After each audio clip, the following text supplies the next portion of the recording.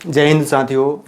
आज जो होने वाला है, क्योंकि आपको 20 तारीख को यानी 20 सितंबर को 2020 में हमने आपसे टेस्ट लिया था।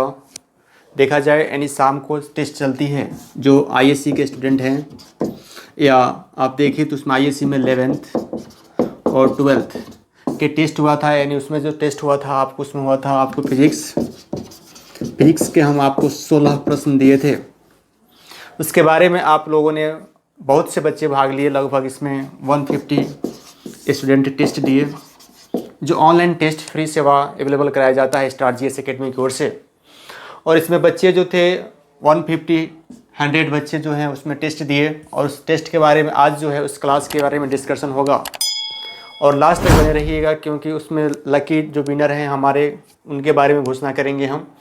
उसके बाद 20 सितंबर के जो प्रश्न थे 16 प्रश्न, उस पर हम चर्चा कर रहे हैं कि प्रश्न क्या थे। सबसे बड़ी चीज़, अगर आप इस मुहिम से जुड़ना चाहते हैं स्टार जीएस एकेडमी के फ्री ऑनलाइन टेस्ट से, तो नीचे दिए गए लिंक यानी डिस्क्रिप्शन बॉक्स, उसमें आपको यानी व्हाट्सएप नंबर मिलेगा। उस पर आपको लिखना है अपना नाम और अपना एड्रेस लिखकर आप नीचे भेजें। कमेंट बॉक्स में आपको ग्रुप में ऐड कर दिया जाएगा।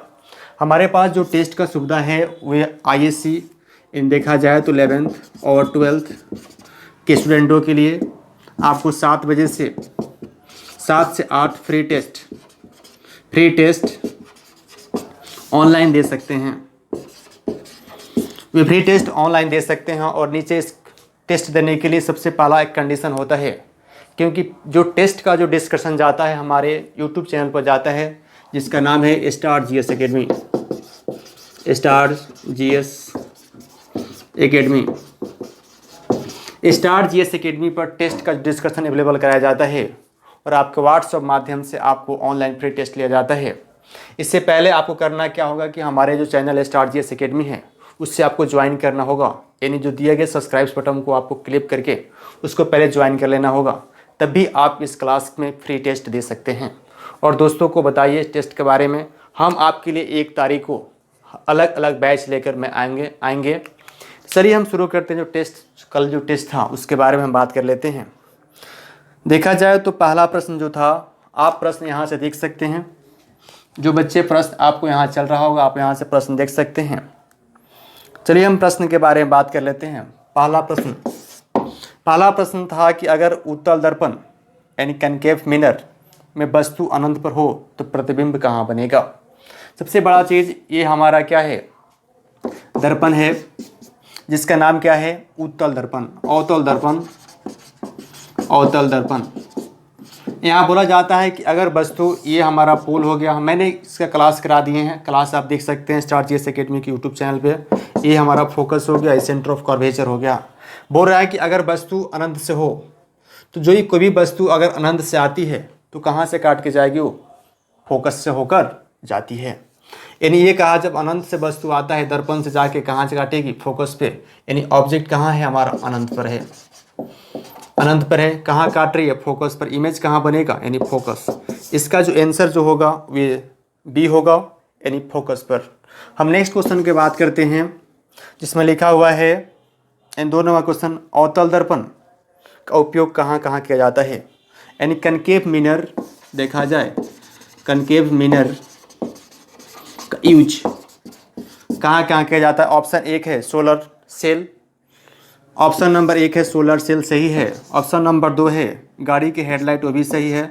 ऑप्शन नंबर 3 नाक कान गले डॉक्टर के द्वारा किया जाता है, वो भी सही है। और चौथा एन जो है 4, यानी इसका क्या है, इसका ऑप्शन जो होगा डी होगा, यानी सभी सही होगा। अब नेक्स्ट क्वेश्चन के बात कर लेते हैं। जो हमारा क्वेश्चन 3 नंबर प्रश्न है, उसमें दिया गया है कि अभिसारी दर्पण किसे कहा जाता है। अभिसारी का अर्थ है कि प्रकाश को क्या करे, फैला दे। प्रकाश को फैलाने वाला दर्पण कौन सा है, ये जो है कौन सा दर्पण है, अभिसारी। यानी इधर से मान लीजिए ये पोल हो गया, ये फोकस हो गया, ये क्या हो गया, सेंटर ऑफ कर्वेचर हो गया। ये प्रकाश को क्या करती है, फैलाती है। अगर यहाँ से देखा जाए तो ये प्रकाश को क्या करती है, फैला देती है।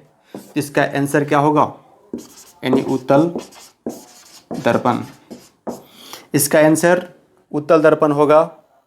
यानी प्रश्न 3 का जो आंसर होगा क्या होगा, उत्तल दर्पण, यानी 1 नंबर। यानी अभिसारी दर्पण किसे कहा जाता है, तो उत्तल दर्पण कहा जाता है, यानी ऑप्शन नंबर बी होगा। ऑप्शन नंबर क्या होगा? बी होगा, यानी अवतल दर्पण। अब नेक्स्ट है अपसारी। अप का अर्थ है कि प्रकाश को एक पॉइंट पर केंद्रित कर दे, उससे अपसारी कहा जाता है। हम क्वेश्चन नंबर आपको 4 बता रहे हैं। क्वेश्चन नंबर 4 देखा जाए, ये 3 था, ये 4 नंबर प्रश्न है। 4 नंबर प्रश्न में देखा जाए, कह रहा है कि अपसारी यानी अपसारी दर्पण किसे कहते हैं? अप माने क्या होता है? एक केंद्रित कर दे प्रकाश को, उससे दर्पण क्या कहा जाता है? अपसारी कहा जाता है। यानी ये जो दर्पण है इसका नाम क्या है? अवतल दर्पण। जो इसका आंसर जो होगा अवतल दर्पण होगा। अवतल दर्पण क्या है? 1 नंबर ऑप्शन आपका राइट आंसर होगा। अब नेक्स्ट प्रश्न का हम बात कर लेते हैं 9 नंबर।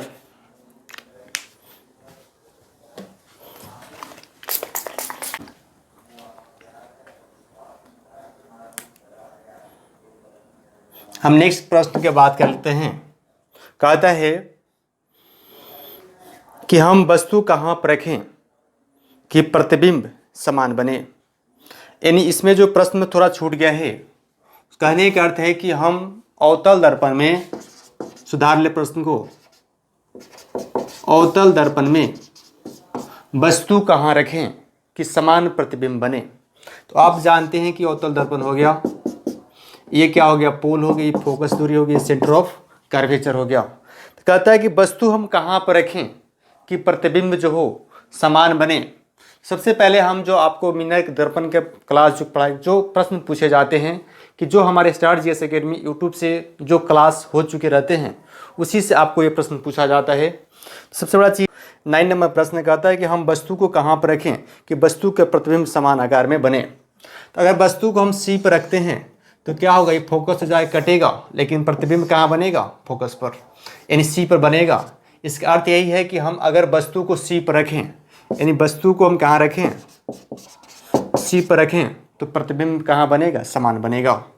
यानी प्रति देखा जाए इमेज जो होगा क्या बनेगा? सेम बनेगा। इसका आंसर जो होगा कहाँ होगा? सी पर, यानी सी पर ऑप्शन नंबर ए होगा। 1 का ऑप्शन सी होगा, यानी 9 का आंसर क्या होगा? सी होगा। अब बात करते हैं प्रश्न 10 का। प्रश्न 10 में लिखा हुआ है कि गाड़ी के पीछे को दृश्य देखने के लिए किस दर्पण का उपयोग किया जाता है। यहाँ देखिए दर्पण, यानी गाड़ी के पिछले दृश्य देखने के लिए हम किस दर्पण का उपयोग करते हैं? आगे के नहीं, पीछे के दृश्य जो देखते हैं आपके साइड में। जैसे बाइक आप चलाते हैं तो बाइक में हैंडल के ऊपर लगे वो शीशा, यानी पीछे के दृश्य देखने के लिए कौन सा दर्पण होता है? तो उसका देखा जाए उत्तल दर्पण होता है। उत्तल दर्पण होगा। एन 10 का क्या होगा? ए नंबर ऑप्शन होगा। हम बात कर लेते हैं 11 नंबर प्रश्न का। कहता है 2 समांतर दर्पण रखने में प्रतिबिंब की संख्या क्या होगा। जब आप सैलून में जाते हैं, 2 समांतर दर्पण लगा रहा तो उसमें बीच में आप बैठते हैं, तो आपका प्रतिबिंब कितना बनता? अनगिनत बनता है। यानी क्या बनता है? अनंत बनता है। क्या बनेगा? अनंत। यानी आपका प्रतिबिंब क्या बनेगा? अनंत बनेगा, यानी इन्फिनिटी बनेगा। क्योंकि जब आप सैलून में जाते हैं दाढ़ी बनवाने या बाल कटवाने, 2 शीशा लगे रहते हैं समांतर। एक इधर समांतर का अर्थ है एक यहाँ एक यहाँ, इसमें आप बीच में बैठेंगे तो प्रतिबिंब की संख्याएं जो होगा अनंत होगा।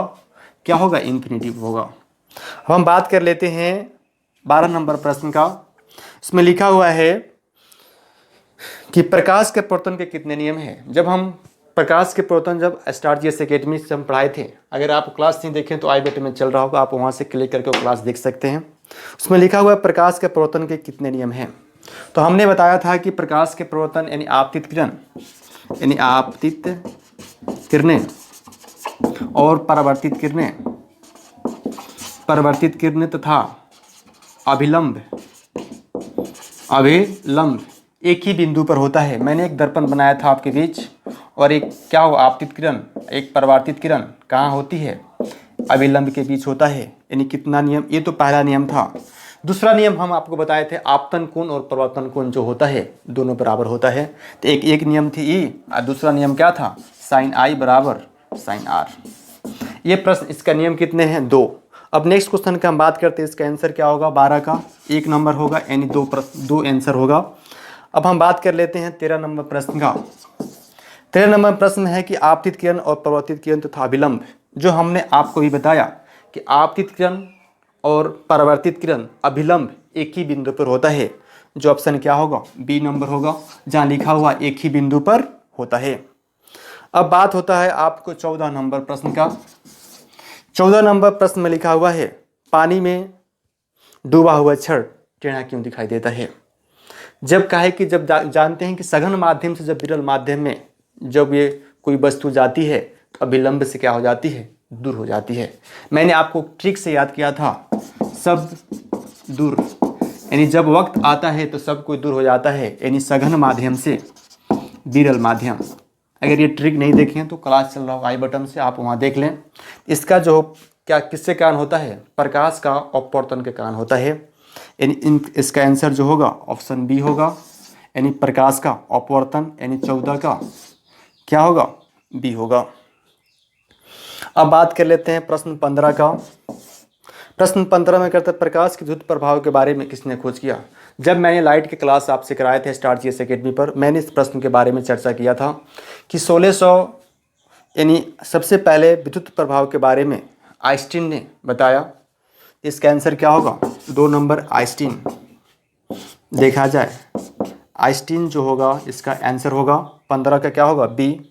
हम 16 नंबर प्रश्न का बात करते हैं। कहता है कि निर्वात में प्रकाश का चाल होता है।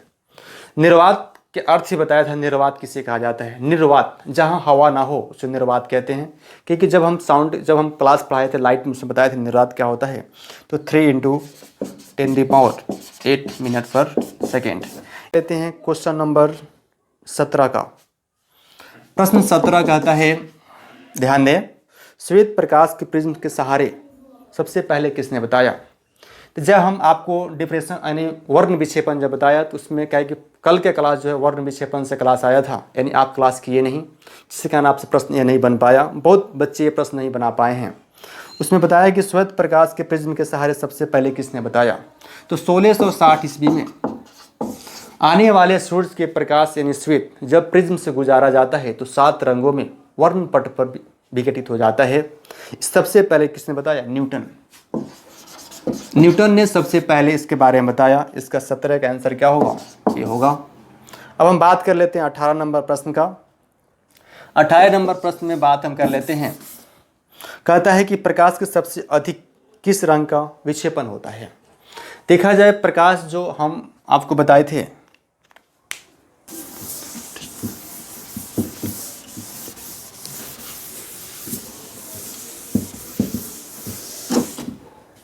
हमने आपको बताया कि एक प्रिज्म है, क्या है इसका नाम है प्रिज्म, इसका नाम है आधार, इसका नाम क्या है, प्रिज्म।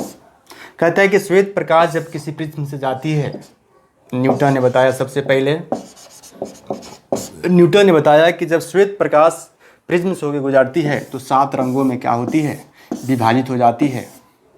किस पर, वर्ण पट्टी पर, जिसका नाम क्या है, वर्ण पट, इस पर विभाजित हो जाती है।